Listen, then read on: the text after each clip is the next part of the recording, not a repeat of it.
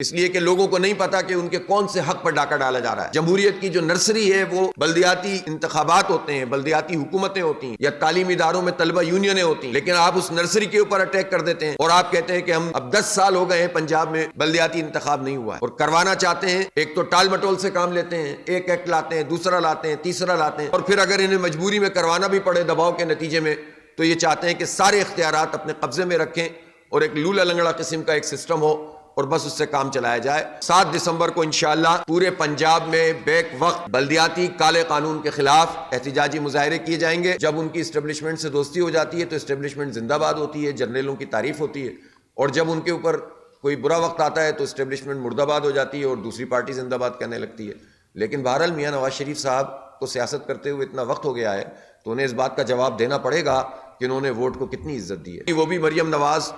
پل ہوگا وہ بھی نواز شریف، اور اگر کوئی تعلیمی ادارہ ہوگا تو وہ بھی، اور اگر ٹھیلا بھی لگا ہوگا تو وہ بھی کسی کی تصویر کے ساتھ۔ یہ انتہائی افسوسناک عمل ہے کہ جس میں اجارہ داری کو قائم کر کے اختیارات کو نچلی سطح پر منتقل کرنے سے روکا جاتا ہے۔ لہذا ہم یہ سمجھتے ہیں کہ یہ قابل قبول نہیں ہے، اس کے خلاف عوام میں شعور بھی پیدا کرنا چاہیے، اس لیے کہ لوگوں کو نہیں پتا کہ ان کے کون سے حق پر ڈاکہ ڈالا جا رہا ہے۔ جمہوریت کی جو نرسری ہے وہ بلدیاتی انتخابات ہوتے ہیں، بلدیاتی حکومتیں ہوتی ہیں، یا تعلیمی اداروں میں طلبہ یونینیں ہوتی ہیں، لیکن آپ اس نرسری کے اوپر اٹیک کر دیتے ہیں اور آپ کہتے ہیں کہ ہم اب 10 سال ہو گئے ہیں پنجاب میں بلدیاتی انتخاب نہیں ہوا ہے، اور کروانا چاہتے ہیں۔ ایک تو ٹال مٹول سے کام لیتے ہیں، ایک ایکٹ لاتے ہیں، دوسرا لاتے ہیں، تیسرا لاتے ہیں، اور پھر اگر انہیں مجبوری میں کروانا بھی پڑے دباؤ کے نتیجے میں تو یہ چاہتے ہیں کہ سارے اختیارات اپنے قبضے میں رکھیں اور ایک لولا لنگڑا قسم کا ایک سسٹم ہو اور بس اس سے کام چلایا جائے، اور عملاً بیوروکریسی کے ذریعے سے نظام چلایا جائے۔ یعنی یہ ڈپٹی کمشنر اور کمشنروں کا یہ نظام پورے بلدیاتی نظام پر حاوی ہے۔ کیوں؟ جبکہ دنیا بھر میں یہ ہوتا ہے کہ بلدیاتی حکومتوں کو اہمیت دی جاتی ہے۔ بڑے بڑے شہروں میں تو میئر براہ راست عوام کی ووٹ سے منتخب ہوتے ہیں، پولیس چیف ان کے ماتحت ہوتا ہے، تعلیم ان کے ماتحت ہوتی ہے، اسی طرح سے صحت کے جو ادارے ہوتے ہیں وہ ان کے تحت دیے جاتے ہیں، اسپورٹس ان کے تحت ہوتا ہے، اور پھر کمپٹیشن پیدا ہوتا ہے اور اس کے نتیجے میں قوم آگے بڑھتی ہے۔ لیکن یہاں تو ہر چیز اپنے کنٹرول میں کر لی جاتی ہے جو کسی صورت میں بھی قابل قبول نہیں ہے۔ لہٰذا ہم نے یہ فیصلہ کیا ہے کہ 7 دسمبر کو انشاءاللہ پورے پنجاب میں بیک وقت بلدیاتی کالے قانون کے خلاف احتجاجی مظاہرے کیے جائیں گے، اور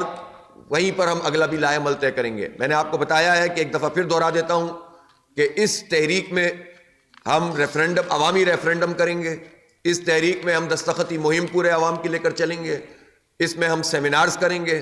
تمام اسٹیک ہولڈرز کو ساتھ ملائیں گے، وہ جو معاشرے کے بااثر لوگ ہوتے ہیں ان کو ساتھ ملائیں گے، نوجوانوں میں شعور پیدا کریں گے، اور اس طرح سے انشاءاللہ یہ تحریک آگے کی طرف بڑھے گی۔ اب عوامی ایشوز پر مزید استحصال پاکستان کی ان حکومتوں کو اور مافیاز کو نہیں کرنے دیں گے۔ تو یہ ایک ہمارا لائے عمل کا باقاعدہ ٹینجبل طریقہ کار ہے جس کو ہم نے طے کیا ہے، اور اس کے نتیجے میں یہ مجموعی تحریک بھی پورے پاکستان میں آگے بڑھے گی۔ ہماری یہ تحریک مافیاؤں کے خلاف ہے، چینی مافیا، آٹا مافیا، ڈرگ مافیا، آئی پی پیز مافیا، اور آنے والے دنوں اور مہینوں میں آپ دیکھیں گے کہ یہ سلسلہ ہم بہت تیزی سے آگے بڑھائیں گے، اور عوام کی شرکت جتنی ہوتی چلی جائے گی انشاءاللہ اس کے ذریعے سے بڑے بڑے دھرنوں کا اور اسمبلیوں کے گھیراؤ کا بھی ہم اعلان کریں گے انشاءاللہ۔ عوام کو حق دینا پڑے گا، ورنہ لوگ اسی طرح رلتے پھرتے ہیں اور کوئی ان کا پوچھنے والا نہیں ہوتا، سیاست چلتی رہتی ہے، زندہ باد مردہ باد ہوتا رہتا ہے، لیکن عوام کے ان جینوئن ایشوز پر کوئی بات کرنے کے لیے تیار نہیں ہوتا۔ اجتماع عام میں ہم نے اپنی جو تیسری چیز قوم کے سامنے رکھی ہے وہ نوجوانوں سے ہمارا رابطہ، اور ان نوجوانوں کو بااختیار بنانا، اور یہ پاکستان کی پالیٹکس میں 78 سالہ پالیٹکس میں ایک انقلابی موڑ ہے کہ جب ہم صرف نعرہ نہیں لگا رہے، احتجاج نہیں کر رہے، بلکہ پارٹی کے ذریعے سے یوتھ کو امپاور کر رہے ہیں، جنریشن زی کو امپاور کر رہے ہیں، بااختیار بنا رہے ہیں۔ ہمارا بنو قابل زی کنیکٹ پروگرام ہے، اور اس زی کنیکٹ پروگرام میں ہم آئی ٹی کی تعلیم بھی دیں گے، اسکل ڈیولپمنٹ کریں گے، ان کی روزگار کے لیے سٹارٹ اپس اور انٹرپرینورشپ۔ چوتھی چیز جو بہت اہمیت کی حامل ہے وہ اسپورٹس ہے، جس میں ہم نوجوان طلبہ و طالبات اور جنریشن زی سے تعلق رکھنے والے اس پوری یوتھ کو فیسیلیٹیٹ کریں گے، ٹیلنٹ ہنٹ پروگرام کریں گے. اور پانچویں چیز جو سب سے زیادہ امپورٹنٹ ہے وہ یہ کہ یہ جنریشن زی، اس کو ہم معلق نہیں چھوڑیں گے بلکہ ان کی تربیت، ان کی ٹریننگ کا نظام بھی بنائیں گے پورا، اور سائنٹیفک بنیادوں پہ کریں گے. اپنی تاریخ سے بھی ان کو جوڑیں گے، اپنی ویلیوز اور اقدار سے بھی جوڑیں گے، جس کا بحران اس جنریشن زی میں محسوس ہوتا ہے. اور ساتھ ساتھ ان میں اسکل بھی ڈیولپ کریں گے تاکہ اس کے نتیجے میں وہ ایک مؤثر طریقے سے پوری قوم کی تشکیل میں اپنا کردار ادا کر سکیں. تو یہ ایک ہمارا کمپریہنسو لائحہ عمل ہے، اور اس تحریک کا آغاز ہم باقاعدہ طور پر کر چکے ہیں. اور پھر بتا رہا ہوں کہ 7 دسمبر کو انشاءاللہ پورے پنجاب میں تحریک چلے گی. ہم نے اپنے تمام صوبوں کو اور چیپٹرز کو یہ کہا ہے کہ اپنے لوکل ایشوز کو آئیڈینٹیفائی کریں. آپ دیکھتے ہوں گے کہ کراچی میں مسلسل جماعت اسلامی کی جو لیڈرشپ ہے، منیم ظفر صاحب اور ان کی ٹیم، کراچی کے وہ منی پاکستان ہے، اس کے جو بے شمار ایشوز ہیں، اور خاص طور پر پیپلز پارٹی نے جو کرپشن اور لوٹ مار اور نااہلی کا مظاہرہ کیا ہوا ہے، اس کے خلاف عوام کو لے کر چلتے ہیں اور لوگوں کے مسئلے حل کرنے کی کوشش کرتے ہیں. اور جو ٹاؤنز جماعت اسلامی کے پاس ہے اس میں اپنے اختیار سے زیادہ کام کر رہے ہیں. ہمارے اندرون سندھ میں کاشف شیخ صاحب جو ہمارے امیر صوبہ ہیں، خاص طور پر وہ ان علاقوں میں کہ جہاں پر دھاڑیالوں کا، ڈاکوؤں کا راج ہے، اور پکے کے ڈاکوؤں سے کچے کے ڈاکو مل کر سندھ کے عوام کو لوٹ رہے ہیں، تو وہاں پر وہ منظم طریقے سے تحریک کو چلا رہے ہیں اور سندھ کے عوام جماعت اسلامی کی طرف رجوع کر رہے ہیں. پنجاب بھر کے حوالے سے میں نے آپ کو بتایا ہے، خیبر پختونخوا الحمدللہ جماعت اسلامی کا ہمیشہ سے ایک مضبوط پاکٹ رہا ہے، اور اب بھی وہاں کے جتنے امن کا مسئلہ ہو یا لوگوں کی سہولیات کا، اس پر بھرپور طریقے سے آواز اٹھا رہے ہیں. اور جس میں ہمارے جو تینوں تنظیمی چیپٹر ہیں، چاروں تنظیمی چیپٹر وہ اپنا بھرپور کردار ادا کر رہے ہیں، اور پروفیسر ابراہیم صاحب ان سب کی قیادت کرتے ہیں. اسی طرح بلوچستان، جہاں بے شمار مسائل ہیں اور لوگوں کو روزگار کا، سہولتوں کا، بجلی کا، پانی کا، ہر طرح کا بحران انہیں فیس کرنا پڑتا ہے. مولانا ہدایت الرحمان صاحب کی قیادت میں الحمدللہ بلوچستان میں عوام کی آواز بن رہے ہیں، اور حق دو بلوچستان کو تحریک اب ہر گزرتے دن کے ساتھ آگے بڑھ رہی ہے. اس طرح جماعت اسلامی لوگوں کے مقامی مسائل اور مشکلات سے بھی غافل نہیں ہے، اور ان کی بھی قیادت کر رہی ہے. قومی سطح پر بھی ہمارا لائحہ عمل ہے، اور بین الاقوامی سطح پر تو آپ نے دیکھ ہی لیا کہ جماعت اسلامی کی حیثیت الحمدللہ ہے کہ 42 ملکوں سے 150 سے زائد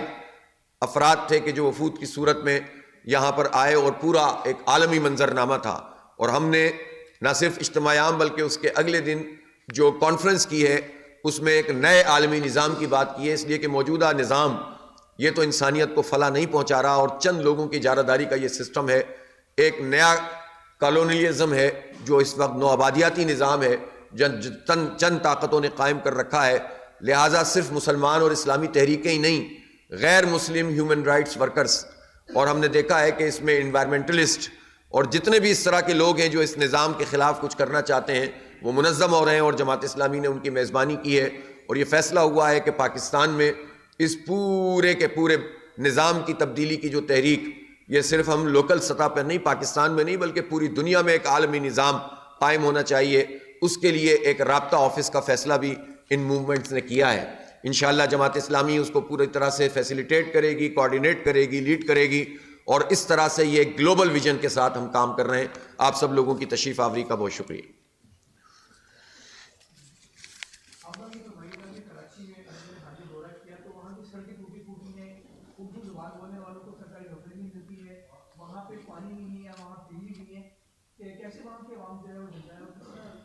بس وہاں کے عوام کے ساتھ جو ظلم اور زیادتی ہے اس میں سوائے جماعت اسلامی کے کوئی ان کا پرسان حال نہیں ہے.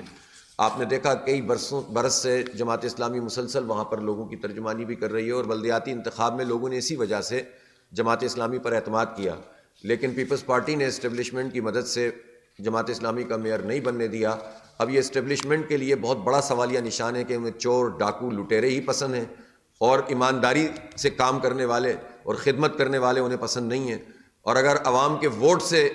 لوگ آ رہے ہوتے ہیں تو ان کا راستہ روک دیتے ہیں، اور ڈاکوؤں کو اور چوروں کو اور نااہلوں کو اور کرپٹ مافیا کو اور سسٹم مافیا کو مسلط کر دیتے ہیں. تو جس نے یہ گند کی ہے اس کو ہی سمیٹنی چاہیے.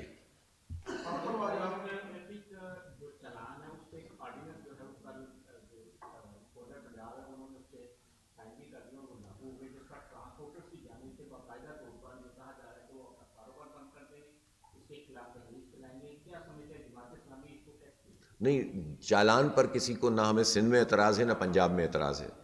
لیکن چالان کو چالان کی طرح ہونا چاہیے، اس کو سارے پیسے اسی سے کمانے کا حساب نہیں بنانا چاہیے۔ بہرحال ہم اس کو غور سے دیکھتے ہیں اس آرڈیننس کو، اور ضیاء الدین انصاری صاحب موجود ہیں۔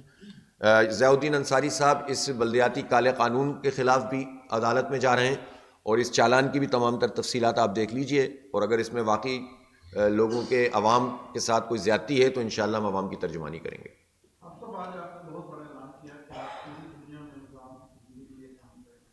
پاکستان میں آپ نے ابھی تحریک شروع کی ہے بدل دو نظام، اس میں آپ کو کیا کامیابی ابھی تک، اگر ہم پچھلی جماعت اسلام کی کچھ بدل دیتے ہیں تو آپ کو کتنی کامیابی ملی ہے پنجاب میں یا پاکستان میں نظام کی تبدیلی کے لیے؟ اور کیا آپ یہ دونوں محاذ یا کچھ کرنے شروع کریں گے بین الاقوامی اور پاکستان میں؟ اگر پاکستان جو آپ انٹرنیشنل آپ کوشش کر رہے ہیں اس کا آپ کیا پاکستان میں کو مرکز بنائیں گے؟ پاکستان میں اس کو آپ کس طرح سے مینج کریں گے؟ دیکھیں، ایک تو جو گلوبل سطح پر سچویشن ہے وہ بھی تو پوری دنیا کے سامنے ہے نا، کہ فلسطین میں 80,000 کے قریب لوگوں کا قتل ہو گیا، اور اس وقت کوئی انتظام پوری دنیا کے پاس ایسا نہیں تھا کہ ان 2 سال میں اسرائیل کا ہاتھ روک سکے۔ اقوام متحدہ چند ہاتھوں میں اس وقت یرغمال ہوتی ہے، اور ویٹو سسٹم ہے جس پر امریکہ اس کو ویٹو کر دیتا ہے، اور بڑی سے بڑی قرارداد، یعنی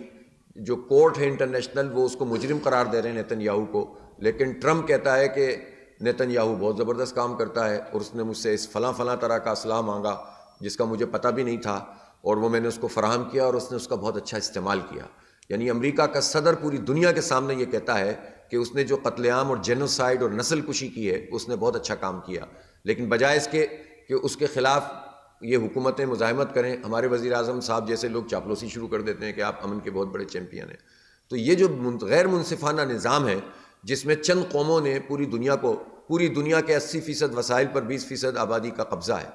پوری دنیا میں خود ویسٹ میں جو جمہوریت ہے وہ یرغمال ہے دولت مندوں کے ہاتھوں، سرمایہ داروں کے ہاتھوں۔ چند لوگ، اب آپ نے دیکھا ٹرمپ کے انتخاب جب ہوئے، صدارتی انتخاب، تو ایلن مسک اور وہ جو جیف بزاز اور اس طرح کے جو لوگ تھے انہوں نے ملینز آف ڈالرز کی انویسٹمنٹ کی اور بلینز آف ڈالرز چند مہینوں میں کما لیے۔ تو اس میں عوام کہاں ہیں؟ بظاہر یہ نظام بڑا خوشنما نظر آتا ہے،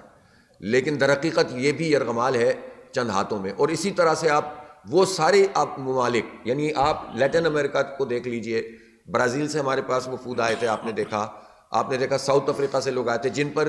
ان یورپی اقوام نے اپنی کالونیاں جن کو بنایا تھا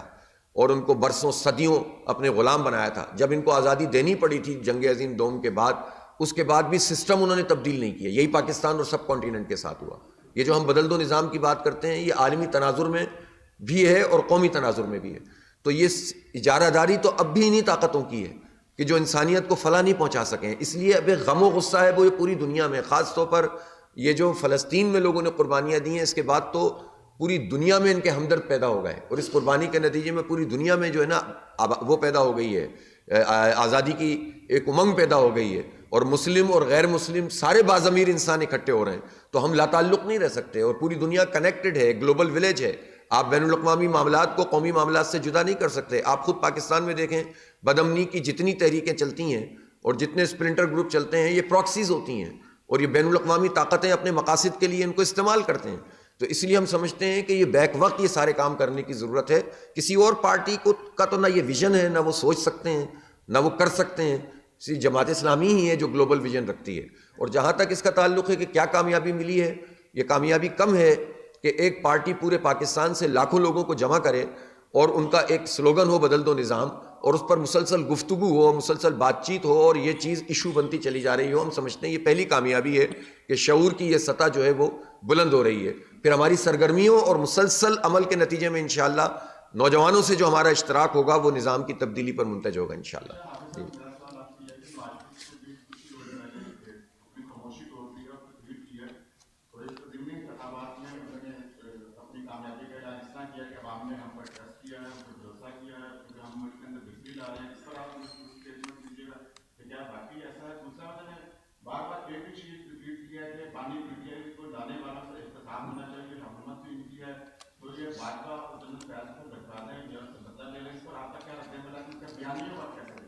نہیں، میرا خیال ہے نواز شریف صاحب کچھ بھی کہتے رہیں، لیکن پہلا سوال کا جواب تو انہیں دینا پڑے گا کہ وہ الیکشن ہار گئے تھے 2024 میں، 70,000 مزید ووٹ فارم 47 میں ڈلوا کے وہ جیتے ہیں، تو وہ اتنے بڑے جمہوریت کے چیمپئن بنتے ہیں اور ووٹ کو عزت دو کی بات کرتے ہیں، اور اپنی سیٹ انہوں نے 70,000 اضافی ووٹ اسٹیبلشمنٹ سے حاصل کی ہیں. تو پہلی بات تو وہ اس کا جواب دیں کہ ان کو کون قومی اسمبلی میں لایا ہے. دوسری بات یہ کہ ان کی پوری حکومت جو ہے اس وقت وہ فارم 47 کی حکومت ہے، 17 سیٹیں بھی نہیں جیتے تھے. اب مقابلے سے لوگوں کو باہر کر دو اور اس کے بعد کہو کہ ہم جیت گئے، تو یہ تو کوئی طریقہ نہیں ہے نا. تو میرا خیال ہے کہ ان کی اس بات میں کوئی وزن نہیں ہے، اور میاں صاحب کو یہ چاہیے کہ حقائق پر مبنی گفتگو کریں، یک طرفہ بات نہ کریں. وہ خود بھی بتائیں نا کہ وہ کہاں سے پروان چڑھے ہیں. اگر ان کے اسٹیبلشمنٹ سے جھگڑے ہوئے تھے تو اسٹیبلشمنٹ کے سہارے ہی تو وہ آتے ہیں ہمیشہ. تو جب اتنا بڑا جھگڑا تھا تو پھر مکمکہ کیوں کیا اس دفعہ، اور کیوں اسٹیبلشمنٹ کے ساتھ مل کر انہوں نے پورے نظام کے اوپر حملہ کیا؟ تو اس کا بھی تو وہ جواب دیں نا. ہم نہیں کہتے کہ صرف غلطی ان کی ہے، ان ساری جماعتوں کی غلطی ہے جو جب ان کی اسٹیبلشمنٹ سے دوستی ہو جاتی ہے تو اسٹیبلشمنٹ زندہ باد ہوتی ہے، جرنیلوں کی تعریف ہوتی ہے، اور جب ان کے اوپر کوئی برا وقت آتا ہے تو اسٹیبلشمنٹ مردہ باد ہو جاتی ہے اور دوسری پارٹی زندہ باد کہنے لگتی ہے. لیکن بہرحال میاں نواز شریف صاحب کو سیاست کرتے ہوئے اتنا وقت ہو گیا ہے تو انہیں اس بات کا جواب دینا پڑے گا کہ انہوں نے ووٹ کو کتنی عزت دی ہے.